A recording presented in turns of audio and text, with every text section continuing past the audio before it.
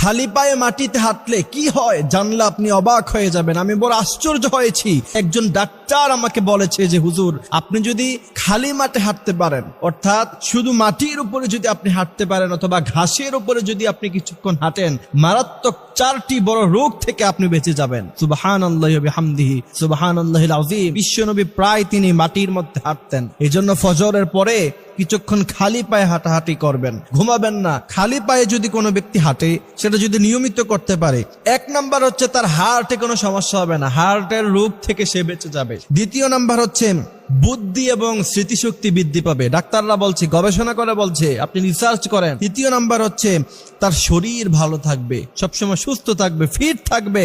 4 number হচ্ছে তার দৃষ্টি শক্তি বৃদ্ধি পাবে। বিশ্বনবী বলেছেন, ফজরের নামাজের পরে আল্লাহ পাকের রহমত দেয়া শুরু হয়ে যায়।